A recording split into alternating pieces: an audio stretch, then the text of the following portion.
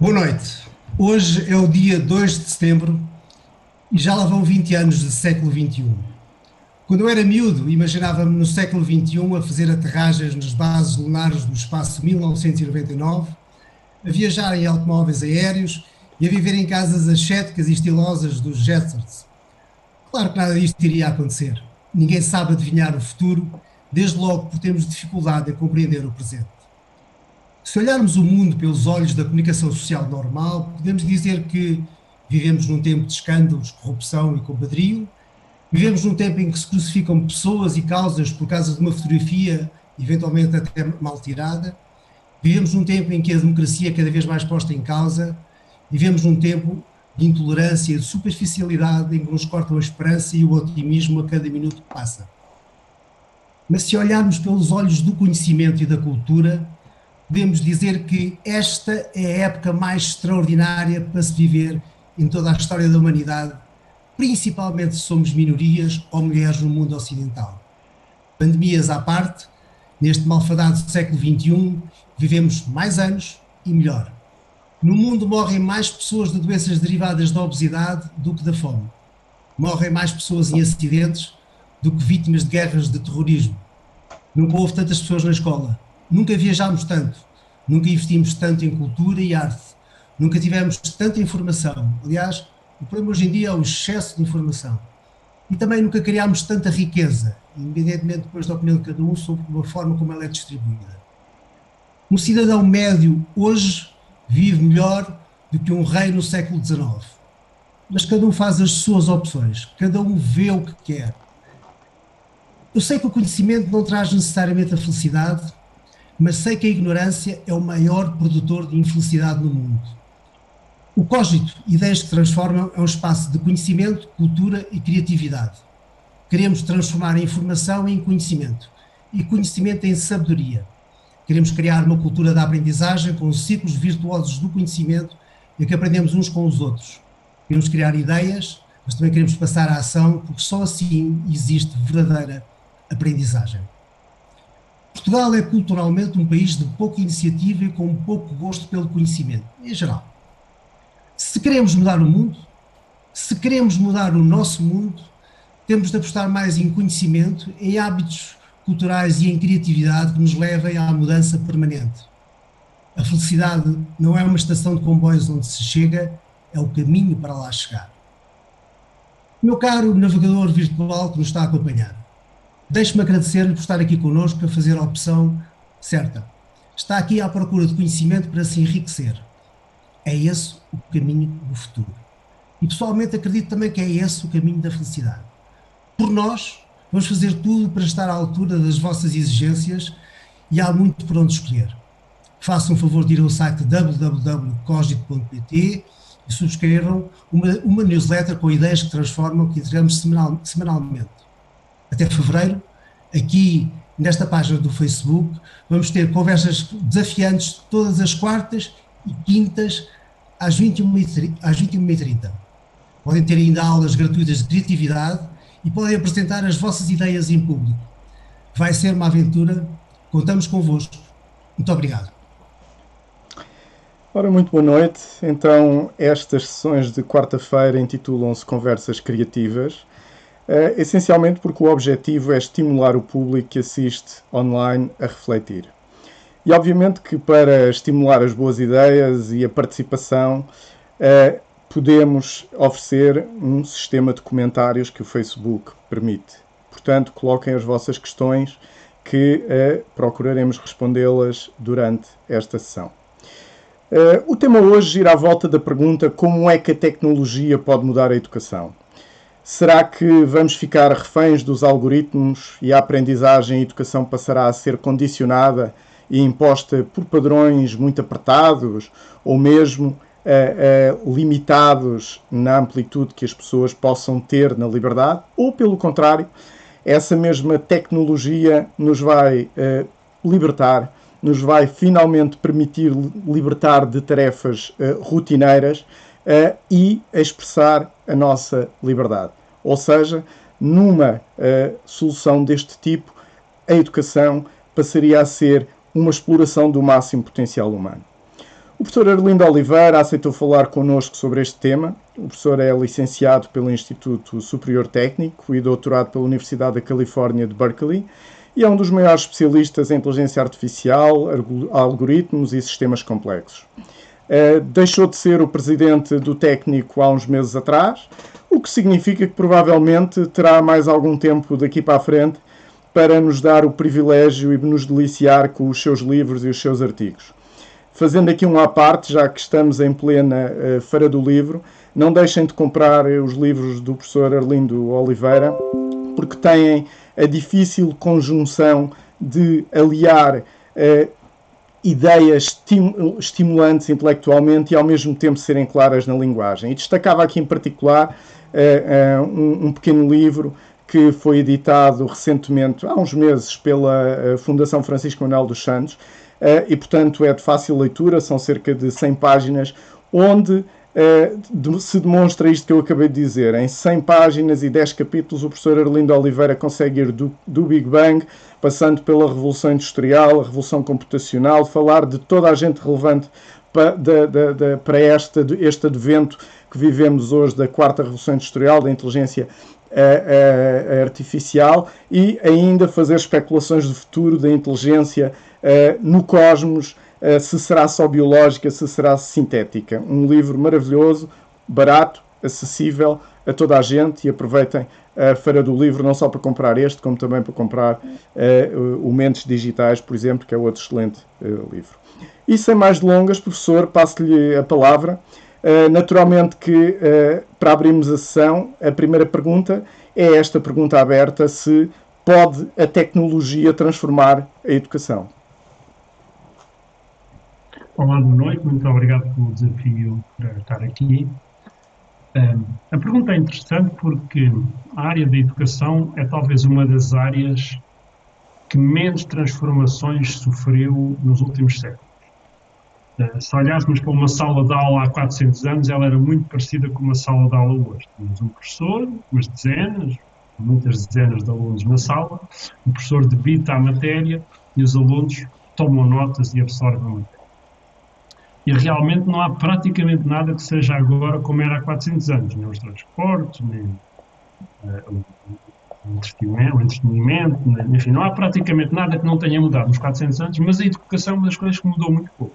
Estou a exagerar um bocadinho, obviamente, porque este modelo neste momento já não é único, não é só desta maneira que se aprende, mas quando pensamos na escola, quando pensamos na educação, continuamos a pensar neste modelo. E a discussão toda cá agora à volta do Covid, se voltamos ou não voltamos às aulas, e se não voltarmos não vai ser educação a sério, etc., reflete de facto esta nossa visão perfeitamente estabelecida, que a educação é um professor numa sala de aulas a dirigir-se a um grupo de alunos que aprende. E é curioso que a morte deste modelo já foi anunciada várias vezes. A primeira vez que foi anunciada foi, aliás, com a invenção da impressão, não é? Portanto, os livros impressos, que divulgaram e tornaram muito democrático o acesso ao conhecimento, e na altura a expectativa era: temos livros, já não é preciso professores. Os livros estão escritos, as pessoas leem e aprendem. Portanto, não é uma ideia nova isto, que este modelo está esgotado. Mais recentemente, quando houve a televisão, enfim, conhecendo a experiência do ensino para a televisão, que em Portugal também teve lugar, etc., a televisão também passou um bocadinho essa ideia. Agora temos a televisão, as pessoas não precisam ir a uma sala de aula, vão numa televisão e mais recentemente, há menos de 10 anos, tivemos o grande entusiasmo dos MOOCs, os Massive Open Online Courses, não é? A ideia com as tecnologias da internet, o ensino presencial iria desaparecer, mas nenhuma destes anúncios, nem os livros, nem a televisão, nem a internet e os MOOCs, até agora fizeram uma moça assim tão grande no modelo tradicional. Os alunos continuam a ir para as universidades para aprender, continuam a ir para as escolas básicas e secundárias para aprender, tal como faziam no princípio do século. A única diferença é que é mais democratizado, felizmente, vai uma porcentagem muito maior, quase 100% em alguns níveis, mas o modelo não mudou assim. E, portanto, essa pergunta que faz, e tentando ir um bocadinho mais para a resposta, é: então, vai ser agora? Portanto, quer dizer, vai ser agora, o que é que há de diferente agora? Bom, É curioso que uma das coisas que há diferente é exatamente a pandemia. Porque A pandemia mudou um bocadinho desculpa isto. interrompê-lo, mas uma das hipóteses quando uma coisa não muda é ser tão boa que se mantém válida, não é? Ou então pode ser por imobilismo É, e é. por ter cristalizado e está desajustada, mas não muda na mesma. E eu gostava de dizer, eu gostava de pensar e de concordar consigo que não mudou porque é bom assim, não é? A verdade, e eu dou aulas de técnico, mas sei que noutras escolas o problema é o mesmo, a verdade é que o modelo funciona cada vez menos bem. Porquê? Quando eu andei no técnico, há 30 anos atrás, não havia outra maneira de aprender engenharia. Se a pessoa quer aprender engenharia, vai às aulas e as pessoas ensinam. Quer dizer, havia os livros, mas os livros eram um bocado densos e, portanto, aquilo aprender só por um livro não é uma coisa assim tão fácil como isso tudo. Neste momento, 30 anos depois, a realidade é um bocadinho diferente. Neste momento, é realmente possível aprender muitas matérias frequentando cursos na web, vendo vídeos na web, obviamente continuam a existir os livros, mas há mecanismos melhores, há mecanismos interativos, há laboratórios na internet, há cursos, há vídeos, etc. Portanto, neste momento, os alunos já têm, de facto, uma grande escolha de mecanismos através dos quais podem absorver conhecimento. E isso nota-se. Nota-se numa menor frequência das aulas puramente expositivas, nota-se no menor interesse dos alunos nas aulas puramente expositivas e nota-se até em abordagens alternativas dos alunos que, em vez de irem às aulas todas, escolhem outras maneiras de aprender. Portanto, há claramente esta necessidade. E, curiosamente, a pandemia mudou isto um bocado. Quer dizer, a pandemia mostrou que, de facto, podemos dar aulas de outra maneira. Os alunos podem ver vídeos na internet e aprender as matérias, e aprender assim. Agora, isso tornou a escola irrelevante? Não, antes pelo contrário. Porque se é verdade que a parte expositiva se tornou menos interessante, o facto de haver mais alternativas, talvez tenha tornado, por comparação seguramente, mas mesmo em termos absolutos, mais interessante a parte que é interativa. A parte onde grupos de alunos discutem entre si, a parte onde grupos de alunos com o professor discutem com o professor questões complicadas, a parte experimental, onde tem de estar no laboratório, todas estas componentes, por oposição, até ganharam importância relativa. Porque uma coisa é ver um vídeo em casa ou ver um conjunto de ver vídeos em casa, outra coisa é saber manipular um time ou saber como é que se estrutura uma viga. Estou a falar da minha área, mas imagino que as outras áreas sejam assim. E, portanto, as escolas e as universidades não deixaram de ter um lugar no sistema educativo. Agora, o que vai mudar, a meu ver, é a maneira como é transmitido o conhecimento, que até agora é de maneira extremamente unidirecional, e que eu acho que tem de evoluir de maneira clara para um mecanismo muito mais interativo. Curiosamente, isso acrescenta valor aos bons ambientes de ensino. Se antes era interessante ir para um MIT, para Harvard, para Berkeley, para a técnica ou para uma boa universidade, neste momento ainda é mais interessante, porque é nesses ambientes que estão as pessoas realmente interessantes, com quem queremos discutir ideias, fazer avançar o conhecimento, etc. Portanto, moral da história, eu acho que sim, eu acho que a educação vai, passados umas centenas de anos, vai mudar, a componente positiva vai necessariamente mudar, e nós estamos a observar isto agora, e acho que quando passar a pandemia não vai voltar a ser exatamente o que era. Quanto mais não seja, podemos convidar um professor americano para dar uma aula, podemos convidar um grupo de alunos de qualquer lado da Europa para fazer um grupo nosso de alunos.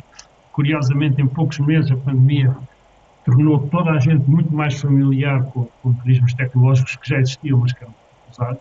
Portanto, eu acho que não vamos voltar ao mesmo, mas não vamos deixar de ter locais de ensino, escolas, universidades, colégios e outros tipos de instituições. Portanto, isto é, digamos, aquele impacto relativamente direto, relativamente a curto prazo da tecnologia. Eu acho que nos próximos 3 a 5 anos, tem educação, curto prazo é sempre um ano, mas a 3 a 5 anos vamos assistir a alguma alteração nos mecanismos que são usados para transmitir conhecimento. Mas isso significa que universidades farão a diferença com base na sua capacidade de criarem e de atraírem pessoas, quer alunos, quer professores, e isso comprometerá outras universidades de uma que já hoje, no fundo, é assim, essa seleção já existe, ou acha que o panorama de oportunidade das universidades se vai manter? As análises que têm aparecido e com as quais eu concordo é que as universidades de topo, os locais de topo, falando de universidades simplesmente, as universidades de topo vão se manter e, pelo contrário, vão se tornar até mais atrativas, justamente porque são estes ambientes onde as pessoas querem ir para criar redes de contactos, para ter grupos interessantes de discussão, bons laboratórios, etc. Mas as universidades de segunda e terceira linha vão ter mais dificuldades. Porquê? Porque numa universidade com menos recursos, com menos componente experimental, onde o ambiente de discussão é menos rico, onde há menos seminários, etc., torna-se comparativamente pouco interessante comparada com o que há na internet. Na internet tem fóruns, tem vídeos, etc. Portanto, as análises que temos aí com as quais eu concordo é que isto vai dificultar a vida a todas as instituições que não sejam líderes de alguma forma na sua área. E, pelo contrário, tem o potencial para reforçar o papel dos líderes. Há um outro desenvolvimento tecnológico que também pode, de alguma maneira, contribuir para isto, que é, portanto, nesta primeira versão simples, digamos, a tecnologia, a única coisa que muda a maneira como se transmite o conhecimento, não é? Através de vídeos e outros mecanismos, mas não muda a componente interativa. Quando o aluno tem dúvidas, precisa de um professor. Quando o aluno faz um teste, o professor corrige o teste, etc. Numa segunda fase, podemos começar a ter esta componente também parcialmente automatizada. Neste momento é relativamente possível de conceber sistemas que façam um acompanhamento personalizado do aluno. Okay? Que venham o que é que o aluno responder a uma pergunta e dizer, não percebeste isto, faz este exercício, ou explicar esta questão. Tem de ser sistemas inteligentes, mas é uma coisa que está ao alcance das tecnologias atuais de inteligência artificial. Portanto, é perfeitamente razoável imaginar que num período muito curto podemos ter tutores que, de uma maneira individualizada, acompanham o percurso do aluno, podem definir um percurso individualizado para o aluno, podem corrigir os testes, podem corrigir os problemas, etc., voltar atrás, explicar melhor, etc. Isto, se vocês pensarem, é uma grande evolução, porque a educação teve sempre limitada, a qualidade da educação, pela disponibilidade do tempo do professor. As pessoas muito ricas tinham um tutor para ele, para os filhos, não é? Claro. Um poucos, mas tipicamente é um professor para 30 pessoas e quando acabou as aulas tem uma disponibilidade reduzida. E, portanto, eu parece-me perfeitamente razoável, mas para ser conservador direi na próxima década, que estes sistemas de tutoria individual venham a aparecer. Portanto, estamos a ir a caminho, estamos a ir a caminho da personalização do ensino, que é uma questão muito importante para termos qualidade no final. Mas se preferir da automatização da personalização. Não é? Certo. E, portanto, se os sistemas automáticos começam a fazer esse trabalho mais rotineiro, qual é que é o papel do professor? Pois, essa é uma pergunta interessante. A resposta politicamente correta é relativamente fácil. O professor é sempre a pessoa que tem um domínio da matéria, uma percepção das dificuldades do aluno, uma capacidade de inspirar, que provavelmente nenhum sistema de inteligência artificial vai ter nos tempos mais próximos. Nas próximas décadas, eu estou a falar destes sistemas, estou a falar de sistemas relativamente rotineiros, não é? Quer dizer, o aluno enganou-se a somar dois números, não percebeu o método da soma, ok? É uma coisa relativamente fácil de imaginar e de codificar. É completamente diferente de um professor que pode inspirar um aluno pelas obras de Shakespeare ou pela história da antiga Grécia, não é? É completamente diferente. E, portanto, o papel para o professor continua a existir. Agora, uma pergunta que se coloca é, mas isso é para os professores que são inspiradores e que dominam profundamente a matéria e que de facto, entusiasmam os alunos. Nem todos os professores são assim. Pois. É verdade. E essa é uma pequena dificuldade. Calhamos outra vez no mesmo problema das universidades. Se calhar mais vale ter um mau tutor baseado em inteligência artificial, um bom tutor baseado em inteligência artificial do que um mau professor. Não é? Claro. Os bons professores vão ser insubstituíveis, os maus se calhar são mais fáceis de substituir. Portanto, Agora, há aqui uma questão que é, queiramos quer não, os rácios têm-se mantido mais ou menos estáveis ao longo do tempo, quer dizer, é razoável ensinar a uma turma de 20 ou 30 alunos. Nas universidades, eu sou um modelo que às vezes tem umas centenas de alunos numa sala, mas é mais a exceção. O que é normal é ensinar a um grupo de umas dezenas de pessoas, não é? É possível que estes sistemas mudem os rácios, não é? E mudar o rácio, mudar a razão entre o número de alunos e o número de professores, é uma coisa que, apesar de tudo, tem um impacto grande no sistema educativo. Outra questão, falando não só das universidades, mas do sistema de ensino em geral, portanto, que é isso que é a parte da educação, a ideia que se tem é que o sistema de ensino está muito baseado em dois pilares. Por um lado, as ciências exatas, onde a matemática é, e bem, uma ferramenta fundamental, e por outro lado, as humanidades. Isto é apenas uma parte da existência humana. Isto é apenas uma parte do desenvolvimento humano. E, portanto, a ideia que se tem é que o sistema de ensino foi desenhado pelas universidades, não leva a mal, para produzir alunos que vão para as universidades e depois vão tirar um curso. A minha pergunta é, se temos agora esta oportunidade de mudar o sistema, não devíamos mudar um sistema mais de desenvolvimento humano, onde, por exemplo, a inteligência emocional acaba por ter um peso muito mais importante do que o que tem tido até agora? Essa dicotomia, quer dizer, talvez seja aqui a defender o caso das universidades, mas essa dicotomia está um bocadinho exagerada.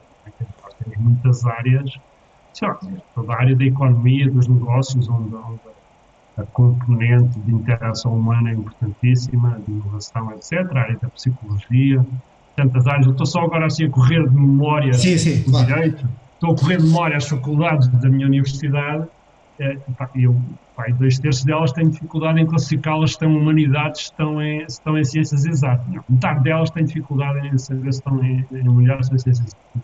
Parece uma dicotomia um bocadinho forçada. Apesar disso, há de facto uma coisa em que concordo, que é o ensino básico, secundário e mesmo universitário, pelo menos em Portugal, não está muito, enfim, não cobre muitas coisas que na prática que são úteis na vida, não é? E são úteis até nos negócios, portanto, quer dizer, outros países têm abordagens um bocadinho mais pragmáticas. A Alemanha, por exemplo, que tem um sistema, podemos gostar ou não, onde as pessoas são, digamos, encaminhadas à partida ou para o ensino universitário ou para o ensino mais prático, não é? Logo chegam ao ensino secundário. A Alemanha tem uma visão um bocadinho mais pragmática disso. Mas eu também devo dizer que não considero isso uma limitação muito forte do atual sistema de ensino. Na prática, o número de pessoas que saem de um curso e que depois vão trabalhar numa área que tem exatamente a ver com aquilo que aprenderam no curso, estou convencido que é relativamente pequeno. É? E se calhar a engenharia, e a medicina também, obviamente, mas a engenharia é uma das áreas onde isso mais acontece. Claro. Mesmo na engenharia, estou convencido que metade das pessoas vão fazer coisas que não tiveram nada a ver com o curso que tiraram. Essa é de facto uma questão que se vai colocar mais no futuro, mas, por exemplo, já hoje há muitas universidades, e no outro dia estava a ouvir uma pessoa licenciada em Harvard e a licenciatura era Astrofísica e Ciência Política. Quer dizer, não era... Ou seja, é uma coisa que nem tem nada a ver com isto que estamos a falar, da parte de indução tecnológica, mas tem muito a ver com uma amplitude de preparação que não afunila, não é? É certo que as engenharias e os cursos mais virados para as ciências, há um certo grau de conhecimento que se tem que atingir, se não se atinge, não se domina o essencial, não é? Nem mesmo essa capacidade no futuro de adaptação. Portanto, tem que haver ali uma certa insistência. Mas, de qualquer maneira, nós somos muito rígidos nisso, não é? O nosso sistema em Portugal é muito rígido. O sistema em Portugal é rígido, mas também devo dizer que, quer dizer, o argumento que eu sempre tenho defendido, como professor, quando fui presidente do técnico, é as pessoas vêm para aqui para aprender a pensar, que é a coisa mais importante que a sociedade quer delas e que as empresas querem delas. E confesso, sem falsas humildades, que o técnico é uma escola que ensina as pessoas a pensar. E nós temos cursos, por exemplo, posso dar um exemplo, curso de Física Tecnológica, os alunos estudam buracos negros, relatividade, etc. Mas muitos deles depois vão trabalhar para consultoras, para empresas internacionais. Olha, o CEO da Renova é um físico, que aliás gosta muito de física e e diz que foi muito importante. Mas o que ele faz no dia a dia não tem nada a ver com a física que ele aprendeu, quer dizer, com a relatividade, com cosmologia, etc. E, portanto, realmente a coisa mais importante que o sistema de ensino faz é ensinar as pessoas a pensar. E eu acho que nesse aspecto o sistema de ensino cumpre a sua missão. E ao contrário do que poderíamos concluir de ler as notícias, eu acho que o sistema de ensino português cumpre, na sua esmagadora maioria, a missão de educar os jovens, os ensinar a pensar e de os tornar úteis à sociedade. E essa componente não vai desaparecer. Voltando à nossa questão da tecnologia, essa componente não vai desaparecer. Daí que eu acho que pensarmos que no futuro os alunos vão simplesmente ser educados tanto em casa a ver vídeos ou o que for, é uma... Posto isto, gostava, apesar de tudo, de puxar aqui um bocadinho mais o futuro, se assim quiserem, e há uma série de tecnologias que podem ter um impacto extremamente positivo no sistema educativo e que neste momento praticamente não são usados. Não sei se vocês têm jovens em casa ou se têm familiares jovens. Sim.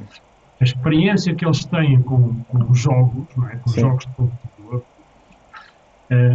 se uma pequena parte daquela tecnologia, que imagino que percebam que é extremamente avançada. Os jogos de computador neste momento são provavelmente a tecnologia mais avançada que temos neste momento em termos de computação.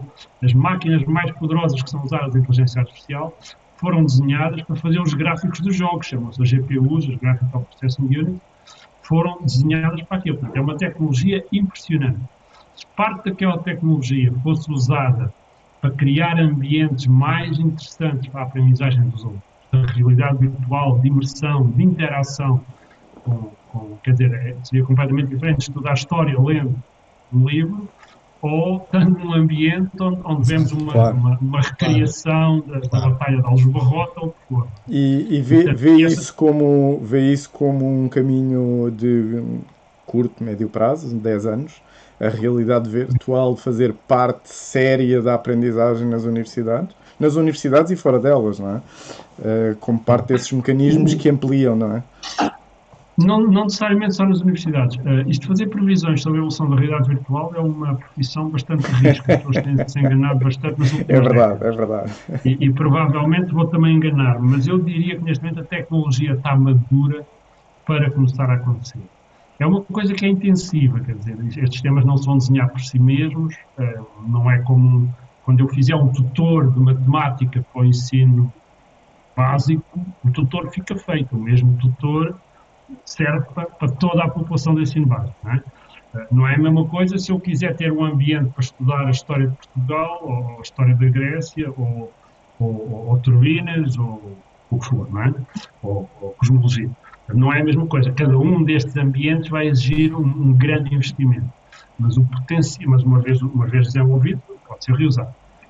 E, portanto, eu acho que é uma coisa que vai acontecer, mas eu adivinharia que vai acontecer ao longo de algumas décadas. Porque é preciso um grande investimento para desenvolver estes sistemas e, ao contrário dos jogos, não se paga tão facilmente.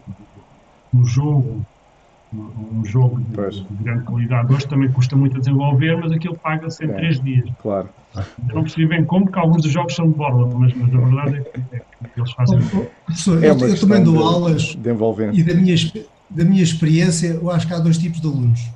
Os que estão motivados e se empregam e estão atentos e trabalham, e os que não estão motivados e então depois nada acontece. Portanto, da minha experiência, veja lá se o professor concorda comigo ou se tem uma opinião diferente, o objetivo da pedagogia é motivar as pessoas ao trabalho. Não é? E, portanto, a minha questão é, por vezes, para motivar as pessoas, pode ser uma citação de Shakespeare, pode ser um jogo de realidade virtual, mas nos jovens de hoje em dia, haver abordagens disruptivas pode ser interessante. Por exemplo, o professor estava a falar de realidade virtual. Isso é realidade natural. As pessoas podiam aprender para a universidade, trabalhando, ou diretamente numa empresa, e depois à noite é que estudavam. Eu não sei se conhece o projeto da Fundação CAN, na Califórnia, sobre matemática. Portanto, pronto, na prática as aulas é para tirar dúvidas e os trabalhos de casa são as aulas, não é? Claro. O que é que acha desta abordagem? Faz sentido para si? Mas essa abordagem, que foi mais ou menos o que eu referi, é digamos o passo zero, não é? enfim, o passo 1, vamos chamar o passo 0 educação tal como isso agora. O passo 1 é esse, é de automatizar e simplificar, de automatizar o processo de transmissão do conhecimento, através de vídeos ou de outros mecanismos. E depois manter o processo de discussão e de interação, é o que faz a CAN, não é? A CAN Foundation, e é o que fazem outros mecanismos. Por exemplo, aquela escola, a 42, que funciona em Paris e agora também foi criada em Portugal, também tem um mecanismo onde os alunos aprendem muito por si, e depois é através do método interativo que se desenvolve. Agora, como disse muito bem, isto é assim, para os bons alunos, não é preciso tecnologia nenhuma, quer dizer, eles descobrem o que houver para descobrir, se são livros, leem os livros, se está na internet, leem, se não for nenhuma das coisas, descobrem eles mesmos, quer dizer, os alunos realmente bons não são... O que o professor pode fazer melhor é não atrapalhar. Mas isso quer dizer que a escola, no fundo, não se tem que preocupar tanto com os bons alunos, mas tem sim que se preocupar Exatamente. Mas a nossa ambição, e a ambição para criarmos uma sociedade que seja competitiva a nível nacional, é alargarmos tanto quanto possível a fração de pessoas que têm competências importantes para a economia, para o mercado de trabalho. Não é? Isto não é só a tecnologia, é todas as competências. E nós temos feito a noção que a fração de pessoas, infelizmente, a fração de pessoas que têm tido uma educação secundária, nível secundário e superior, tem crescido sistematicamente. Isso é bom, é seguramente positivo. Mas também acho que temos que ter noção, com as diferenças, a alteração tecnológica, a paciência dos alunos para os mecanismos, vou-lhe chamar, aborrecidos e tradicionais de transmissão de conhecimento é cada vez menor. Esta geração cresceu com o Fortnite e com os jogos de computador. Portanto, eles não vão facilmente ler um calhamaço chato e mal escrito sobre uma matéria qualquer e vão ler... Talvez leiam Shakespeare alguns, mas muitos deles não vão ler o Shakespeare. Claro, mas de qualquer maneira, aprender, no fundo, o conhecimento está relacionado com ganhar experiência, não é? O que se coloca aqui também é se nós pensarmos nem apenas só no ensino universitário, mas todo o percurso de educação vai evoluindo com base na maturidade das pessoas. Quando se chega à universidade, enfim, já não é bem esse o critério, quer dizer... Mas será que estas novas tecnologias também podem ter outro efeito, que seria acelerar a aprendizagem, ou seja, os cursos, e ao mesmo tempo, como há bocadinho estava a referir, que disse que as pessoas vão ter que aprender ao longo da vida, então será que faz sentido uma pessoa ter uma licenciatura e um mestrado? Não faz sentido uma pessoa ter logo um percurso definido? Claro que as pessoas já sabem que têm que voltar à escola a aprender, mas o que eu digo é definir logo um percursos mais pequenos, intensivos, mas depois mais prolongados, no sentido de se voltar inevitavelmente. Qualquer pessoa que estivesse a trabalhar teria sempre que ter uma componente de escola para se atualizar ao longo do tempo, ao longo da vida, digamos assim. Pois, essa é uma questão muito interessante. A pergunta se as alterações sociais, tecnológicas devem causar uma alteração no modelo de ensino é uma boa pergunta. Em particular, este modelo, onde a pessoa basicamente tem 16, 17 anos de ensino seguidas, não é? A partir dos 6, está ali 16, 17, em Portugal são 17 anos na escola, chega ao fim da universidade e está formada. Este é um modelo que, enfim, acontece há muitos anos, as pessoas entendiam que este era o modelo adequado e neste momento há muitas pessoas que dizem que isto não é adequado. Agora, ele de facto pode não ser adequado por duas razões. Pode não ser adequado porque a melhor maneira não é ter os 17 anos de uma vez só, era de alguma maneira fazer um mecanismo qualquer diferente, onde a pessoa talvez aos 18 anos entrasse no mercado de trabalho e mantivesse a formação. Portanto, há aí vários modelos que de facto se podiam discutir, mas há a segunda componente que referiu, que é se calhar mais importante, que é, está bem, a pessoa teve 17 anos de educação, mas agora se calhar de 5 a 5 anos tem de voltar para alguma atualização das coisas que entretanto mudaram. Eu, francamente, embora não seja um defensor indefectível do modelo dos 17 anos de ensino, acho que não é muito fácil arranjar alternativas que sejam garantidamente boas. E a razão, há duas razões. Em primeiro lugar, é uma questão de maturidade. Quer dizer, não é, exceto se for um miúdo brilhante, não é um miúdo de 12 anos que consegue dominar as tecnologias que neste momento são ensinadas ao nível universitário. E se for noutras áreas, a questão coloca-se na mesma, se for ciência política ou se for economia e negócios, não creio. Há uma questão de maturidade que é inevitável e que, portanto, coloco logo aqui um número mínimo, um tempo mínimo de escolaridade que me parece importante. O segundo é que, apesar de tudo, a tecnologia, a sociedade, o conhecimento, a estrutura, a cultura, tornou-se cada vez mais complexa. E, portanto, pensarmos em reduzir isto, Pois. acho que é realista, porque vamos reduzir o número de anos de ensino quando realmente a coisa é 10 vezes mais complicada agora do que era há 5 anos atrás. E, portanto, eu, francamente, não sou um grande fã de uma alteração muito radical deste modelo, onde se aprende enquanto se é jovem, até porque sabemos bem que é quando se é jovem é que os cérebros estão mais flexíveis para aprender. Agora que é fundamental pensarmos que o ensino não acaba aos 23 anos quando se sai da universidade, isso parece mais ou menos claro. E devo dizer que nós ainda não arranjámos aqui uma boa solução para isto. O técnico, por exemplo, tem feito muito investimento nos cursos ao longo da vida, as escolas de economia e de business têm feito muitos trabalhos de formação executiva e etc. Mas se pensarmos bem, isso é uma questão relativamente menor, a fração de pessoas que estão atingidas por este tipo de formação ao longo da vida é relativamente menor. Portanto, eu acho que, de facto, devíamos pensar aqui seriamente num processo onde toda a gente, não sei com que periodicidade, tem algum tipo de formação, até porque muitas pessoas, aos 35 anos, depois de terem passado por um emprego, se calhar teriam uma sensibilidade perfeitamente diferente para estudarem engenharia de software, ou inovação, ou negociação, só para dar aqui alguns exemplos, do que tinham aos 23 anos. E eu acho que neste aspecto, nem Portugal nem outros países têm isto bem pensado. Porque, ao fim e ao cabo, a plasticidade não está lá, vai-se perdendo com o tempo, mas a exigência futura sabemos que se vai impor. Exatamente. E as pessoas vão ter que o fazer de alguma maneira, não é? Claro que têm mais experiência, adaptam-se, não têm a mesma capacidade de memorização, isso tudo, mas têm uma experiência que facilita, acumulada, que facilita também determinado tipo de caminhos. Mas é difícil, não é? Mas a plasticidade não está lá, e tem razão, e os cérebros vão envelhecendo. Mas a plasticidade também se perde em parte porque a pessoa deixa de estar sujeita a este processo. Também é verdade. O facto de ser sujeito a esse processo também ajuda.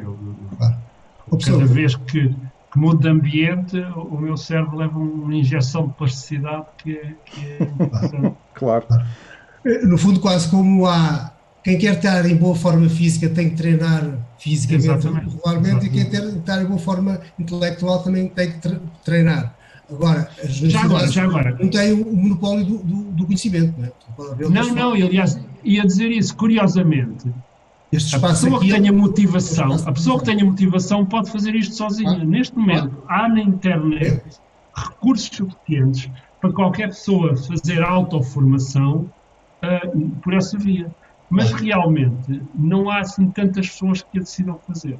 Pelo menos de maneira estruturada. Claro que toda a gente aprende com a internet, mas quantas pessoas é que dizem, não, eu gostava de aprender negociação, vou tirar um curso de negociação, quantas pessoas é que fazem isso? Eu imaginaria, não todas para negociação, não é? Alguns podem aprender engenharia de software, ou drones, ou coisa assim, mas eu acho que a fração de pessoas de maneira estruturada se autoeduca com os recursos na internet, eu não tenho estatística, confesso, mas imaginaria que é relativamente fácil. E não tem de ser as universidades realmente são mais um catalista, não é? Se o governo, se o Estado, se nós, não temos depois culpas no governo, se todos nós como sociedade, isso não era extremamente importante haver cursos de formação, de atualização, poderiam ser potenciados pelas universidades ou até por técnicos, por outros institutos. Acho que era uma mais-valia significativa para o país. E estou convencido que outros países fazem isto melhor que nós, mas eu confesso que não conheço. Antes de irmos para falar do tema de educação no longo prazo, eu propunha já lançar aqui algumas perguntas escritas pelos nossos internautas, os nossos navegadores. Por exemplo, o Carlos Martins colocou aqui 2 perguntas. A primeira é como motivar os alunos no futuro, já falámos um bocadinho, mas se a pessoa quiser acrescentar. E ele perguntou também como a classe docente com alguma idade e uma renovação de docentes aquém do desejado, o que poderá ser feito para minimizar este impacto? São 2 perguntas, portanto, motivação e a equipe, o pessoal docente com alguma idade, com bastante idade. vai ser um problema complicado. Ou não, ou então vai ser uma oportunidade. Bom, portanto, vamos lá ver. A questão da motivação, acho que já abordámos um bocadinho.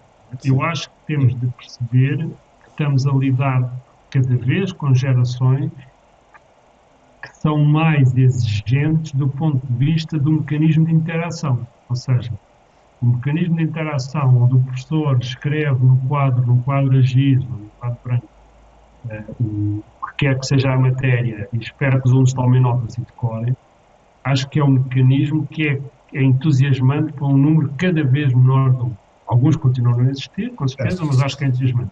Isto não é porque a geração atual seja mais preguiçosa ou menos competente do que as anteriores, aparentemente, embora eu nunca consegui descobrir as origens, mas parece que existe pelo menos um mito que foi na antiga Suméria, que foi pela primeira vez referido, que os jovens de agora já não estudam como os da minha geração. Exato. Desde há 3 mil e tal anos esta parte tem sido sempre a cair. Há seguramente referências deste tipo na antiga Grécia, nisso não há dúvida. E, portanto, não é um fenómeno novo. Não é que as gerações de agora sejam, de facto, mais preguiçosas ou menos dedicadas do que as de antes, só que agora nota-se Mas muita há mais evolução concorrência, não é? tecnológica. E há muita Nota-se concorrência muita hoje em dia. concorrência, exatamente. Quer dizer, os mídias, ter um telemóvel com acesso à internet na mão é uma coisa muito recente. Portanto, a minha geração, não tinha isso. E, portanto, eu acho que isso é. E, portanto, eu acho que a motivação vai ter que passar por mecanismos mais interessantes, que podem ser alguns daqueles que eu já referi. Pode haver há vídeos, excelente material multimídia na internet, há os mecanismos de realidade virtual, há toda a componente de gamificação, que não falámos, onde a aprendizagem dos alunos Sim. é dirigida através de mecanismos de gamificação, Aliás, onde isso é até a há nível, objetivos a atingir, etc. até a nível Tem que ter empresarial está a começar a ser usado, não é? Até nas próprias empresas. Portanto, é estranho que na educação não se faça quando até nas empresas se começa a fazer. Não, e é até provável que, não sei quantas pessoas é que estão a ouvir, mas é provável que algumas pessoas que estão a ouvir, mas disparate, a educação não é um jogo, os alunos têm de aprender porque têm de aprender. É verdade, mas se nós não nos adaptarmos à nova geração, o ensino vai perder eficácia, inevitavelmente.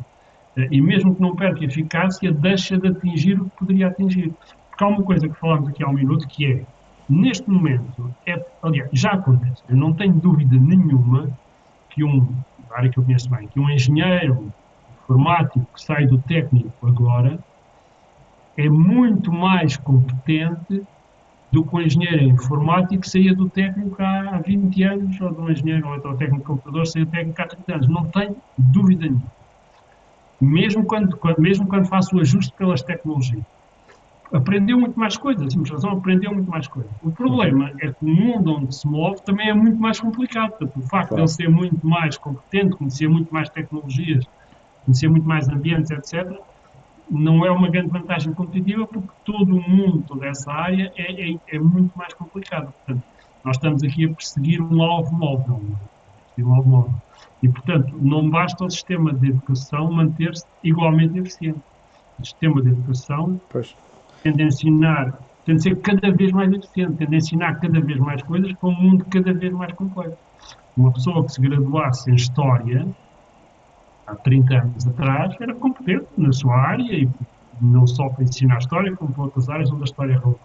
Neste momento, uma pessoa que se gradua em História, mas não domina um mínimo de ferramentas computacionais, para usar o e-mail, para escrever, fazer uma apresentação, escrever um documento no computador, já não há datilógrafo. Portanto, que não domina, portanto, há mais coisas para aprender. E, portanto, o sistema de educação, realmente, paradoxalmente, tem de se tornar mais eficiente. E é aí que eu acho que a tecnologia pode ajudar, e acho que é aí que a motivação dos alunos é. Relativamente por exemplo, será que não há coisas também que se podem subtrair? Ou seja, uma das coisas que parece elementar neste mundo global é as pessoas dominarem línguas, mas línguas, se calhar, é uma coisa que dentro de alguns anos a inteligência artificial resolve, não é? Portanto, será necessário aprender línguas daqui por pouco tempo? Essa é uma discussão bem complicada. Das línguas é interessante. Enfim, é que precisamos de subtrair coisas, não é? Como estava a dizer. É de facto bem possível, parece-me possível que no futuro não muito longínquo se ponha uma coisinha destas no ouvido que traduz diretamente de japonês para português, ou parece-me razoável, eventualmente nas próximas dezenas de anos vamos ter. Isso não torna inútil o domínio de línguas, devo dizer, mas reduz um bocadinho o quão crítico é conhecer uma língua estrangeira, em particular o inglês. Por outro lado, também é verdade que o inglês é uma língua franca e para os portugueses em particular o domínio de inglês é fundamental para qualquer pessoa que queira ter uma carreira internacional. Mas há outras perguntas mais difíceis, por exemplo, para que é preciso aprender a somar 2 números? Certo. Ninguém soma números à mão agora, mas já não há merceeiros, acho que já não há merceeiros que façam só. Enfim, às vezes os computadores vão abaixo, mas de maneira geral não é preciso e as máquinas de calcular fazem isso. O que acontece com muitos desses tipos de aprendizagem é que são considerados essenciais para a pessoa aprender a pensar e a raciocinar. Isso é verdade para as línguas, é verdade para aprender a somar. Já não é verdade para o algoritmo da raiz quadrada, que eu ainda Certo. aprendi, vocês se calhar não é? Mas os alunos de agora já não aprendem de certeza. Mas, agora, a verdade é que quando se entra na discussão do que é que se tira, e eu já tive muitas discussões dessas, devo dizer, é uma discussão complicadíssima. Porque há sempre um número suficiente de pessoas perfeitamente razoáveis e com argumentos razoáveis que isso não pode sair, porque isso é uma componente fundamental do ensino. Eu tive isso mais na engenharia, não é? Isso é uma componente fundamental. Um engenheiro que não saiba filtros de terceira ordem não é um engenheiro, mas já ninguém agora desenha filtros de terceira ordem. As pessoas nem sequer sabem o que é um filtro de terceira ordem. Mas a verdade, esta discussão é complicadíssima. Portanto, eu realmente acho que o desafio da educação é ser cada vez mais eficaz na transmissão do conhecimento. Temos outra questão. Sim. Diga, desculpe. A questão do envelhecimento do corpo docente. Exatamente. É um problema complicado, mas temos que perceber que é um problema que é consequência de um outro problema mais amontante, que é o envelhecimento de toda a gente, claro. A razão porque o corpo docente está a envelhecer é porque há menos crianças e, portanto, havendo menos crianças, há menos professores novos a serem admitidos e, consequentemente, a idade média vai aumentando. Portanto, o problema essencial é demográfico. Podemos dizer, mas devíamos combater isso evitando o envelhecimento, mesmo com isso mudemos o rácio, não é? Portanto, se continuarmos a manter professores ao mesmo ritmo, não é? Embora com menos alunos, conseguimos manter mais ou menos a idade média constante e, portanto, o corpo docente não envelhece tanto, deve ter reformas antecipadas, etc. Tudo isso é muito verdade e, se calhar, pode ser feito num país rico. Mas a verdade é que o nosso orçamento não é ilimitado e outras áreas, a saúde, a justiça, os transportes precisam também de investimento e, portanto, vamos estar na prática a competir por recursos. Portanto, eu vejo esse problema com alguma preocupação. Nós, ao nível do ensino superior, felizmente, o aumento da abrangência do ensino superior tem evitado o excessivo envelhecimento do corpo docente, porque há uma fração cada vez maior do universo cada vez menor de estudantes que mais ou menos têm mantido constante. Aliás, este ano, como sabem, houve mais candidaturas até do ano passado e dos últimos anos. Mas esta questão, mais tarde ou mais cedo, vai se colocar, porque não podemos aumentar sempre a porcentagem da abrangência. Ao nível do ensino básico e secundário, o problema acho que é dramático. E eu, francamente, aí devo dizer que, a menos que se consiga, de facto, alocar uma fração significativa, mais significativa do orçamento para esta área, eu acho que parte da solução acaba mesmo por passar por tecnologia.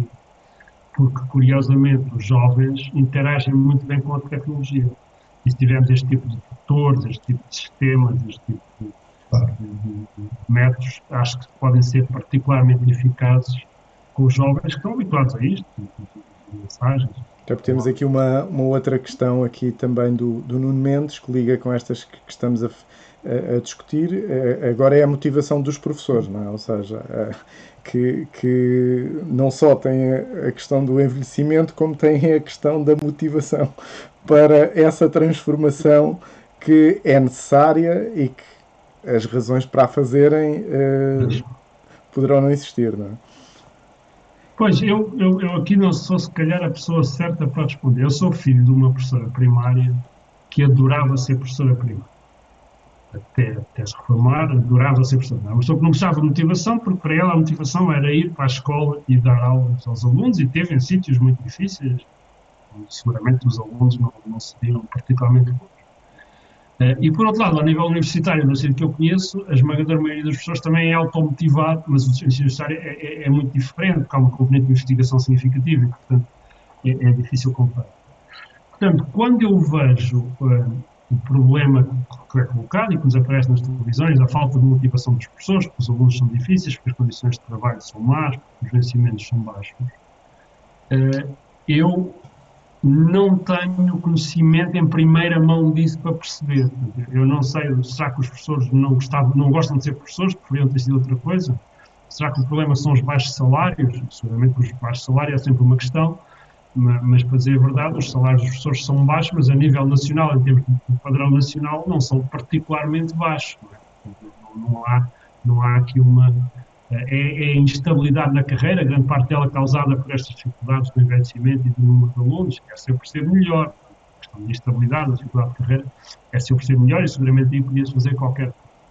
Mas eu acho é que, de facto, as condições de trabalho, as condições de ensino, disponibilização de equipamentos, de salas de aula, de apoio, etc., que paradoxalmente até são se calhar relativamente baratos comparado com os custos dos recursos humanos associados, seriam se calhar um mecanismo mais eficaz para motivar os professores.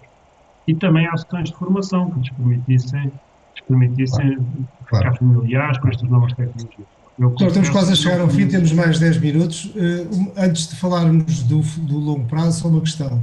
No curto médio prazo, nós temos aqui dois caminhos. Uma é a tecnologia ajudar a melhorar os conteúdos pedagógicos e as práticas pedagógicas, e outro é a tecnologia e a ciência a ajudar-nos a compreender melhor o cérebro, o processo cognitivo e até os estímulos emocionais, como a autoestima, etc, etc. O que é que vai acontecer? Como é que vê estas duas abordagens? Tem uma opinião sobre o assunto? Bom, eu não sou um cientista cognitivo nem um especialista em educação. São áreas muito específicas. Conheço um pouco de neurociências, porque trabalhei um pouco nessa área, estudei um pouco nessa área.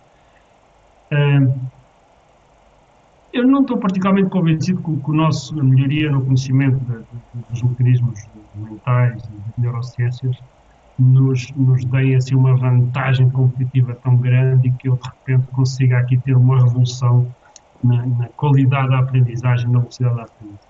O cérebro é um órgão extremamente complexo, nós vamos percebendo de facto melhor mecanismos, especialmente disfunções cognitivas, isso é um pouco diferente, e eventualmente, no caso das disfunções, acredito que possamos ter alguma evolução nas próximas décadas.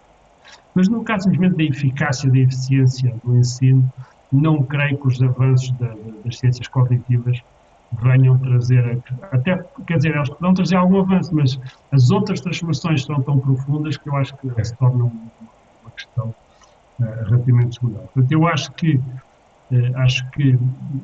não será por essa via que nós vamos ter a grande revolução cognitiva, seguramente que não vamos ter capacetes com que a gente se deita a dormir e depois no outro dia de manhã já aprendeu tudo sobre a história de Portugal ou uma língua estrangeira. Não acredito sequer que este mecanismo venha a ser algum dia possível, e muito menos que tomemos o comprimido com nanotecnologia que trouxe, às vezes vê-se nos filmes, mas acho que esses mecanismos não vão existir. A aprendizagem vai ter de continuar a ser feita, pelo menos para o futuro previsível, pelos métodos tradicionais, não é? Da visão e da audição, são os métodos que nós temos para introduzir.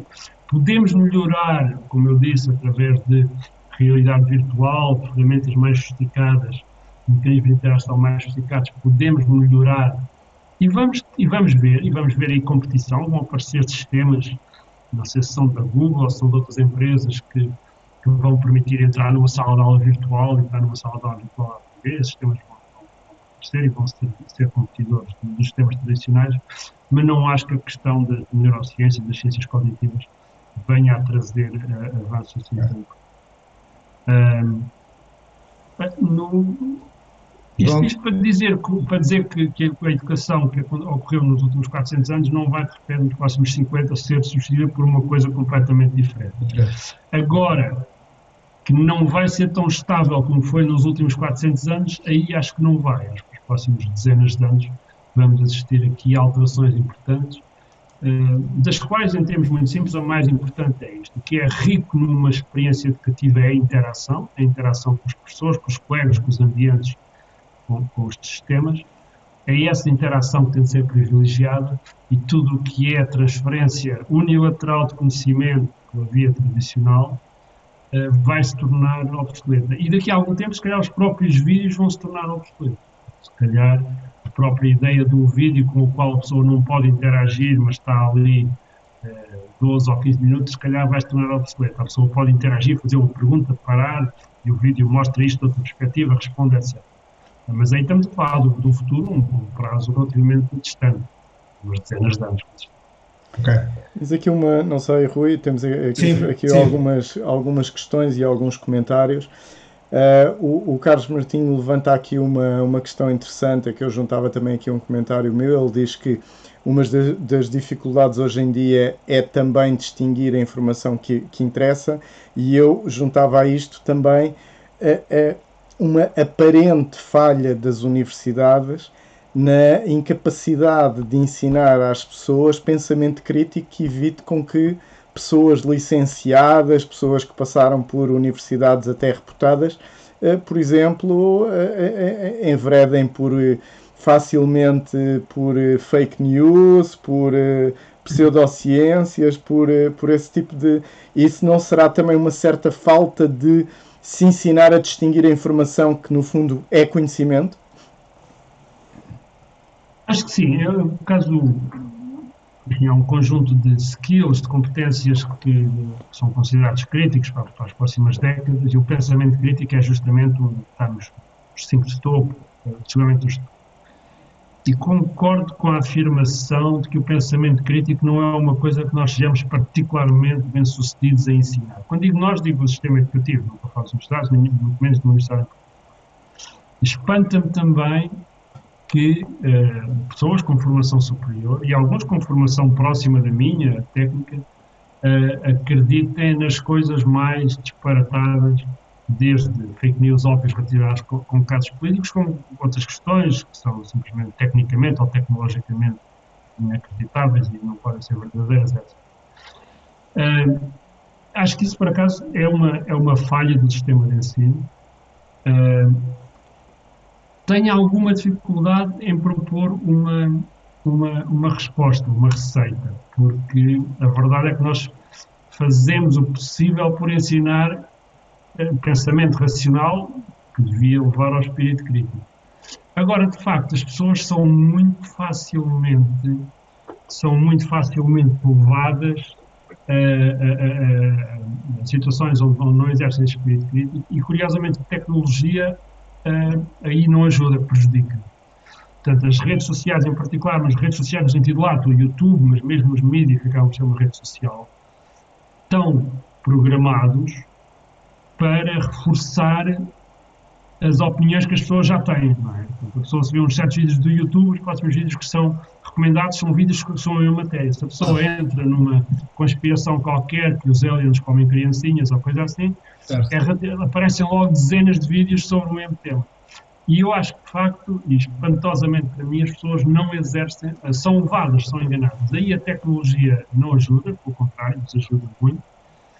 Há muitas pessoas a tentar combater isso, entre as quais as próprias redes sociais, mas é preciso considerar que o incentivo económico está mal alinhado com o incentivo importante, não é? O incentivo económico é manter as pessoas agarradas o mais tempo possível. Se lhe dermos mais do que elas já acreditam, as pessoas ficam mais agarradas. Claro. Enquanto que o incentivo educativo era, não, vamos dar visões diferentes do mesmo problema, vamos apresentar todas as questões.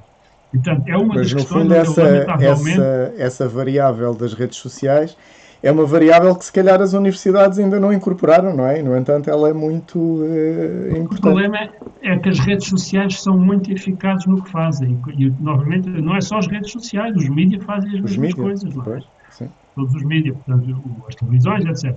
E, portanto, esta é uma das áreas que francamente me preocupa, onde a tecnologia não está a levar pelo sentido oposto. Ou seja, em vez das pessoas terem uma visão cada vez mais global, imparcial e esclarecida das questões, têm visões cada vez mais parciais e enviesadas das questões, como aliás vemos olhando, lamentavelmente, não só para os Estados Unidos e para o Reino Unido, mas para Portugal e para muitos outros países. Portanto, as posições são cada vez mais extremadas, há cada vez menos visões globais e equilibradas das questões. e as pessoas são cada vez mais fáceis de enganar com notícias Estamos falsas. mesmo, estamos mesmo no fim do nosso tempo. Uma última pergunta para navegar na maionese, agora sim.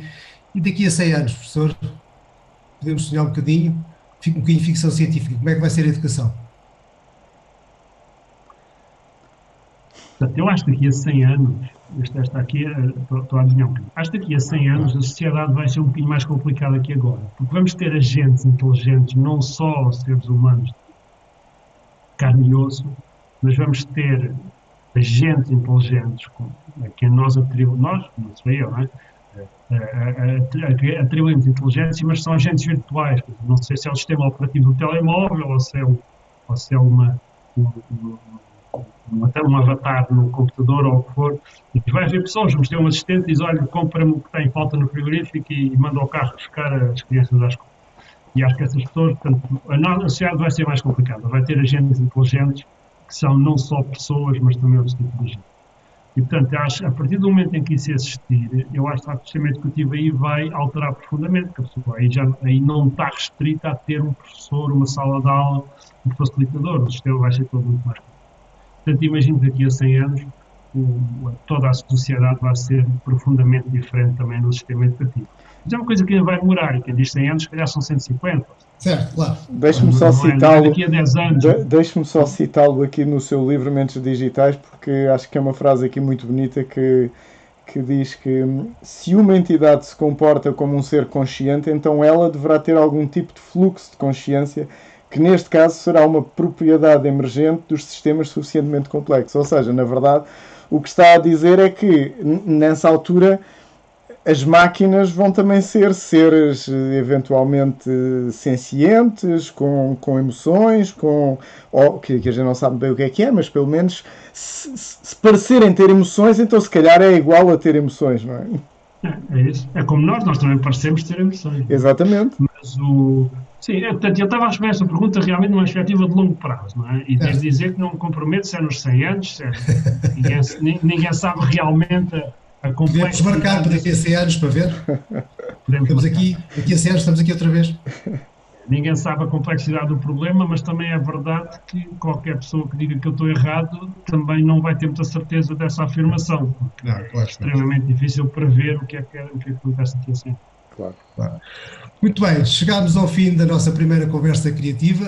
Obviamente quero agradecer ao professor Arlindo Oliveira pelo seu tempo, que é o bem mais precioso que nós temos, e pela sua partilha de conhecimento e de sabedoria. Quero agradecer também às pessoas que estiveram a assistir a este debate. Quero lembrar que amanhã, aqui nesta página do Facebook, às 21h30, vamos ter outra conversa com o Cláudio Soares, do presidente do ITQB, para falar sobre porque é que se deve investir em ciência. Vamos falar de dinheiro e de ciência, que é uma coisa interessante. Daqui a 8 dias vamos continuar este ciclo das conversas criativas com Artur Mimoso, que vai falar sobre como é que a tecnologia pode ajudar a melhorar a saúde. Muito obrigado a todos, até à próxima. Sejam felizes. Obrigado. Obrigado. Muito obrigado, boa noite. Obrigado.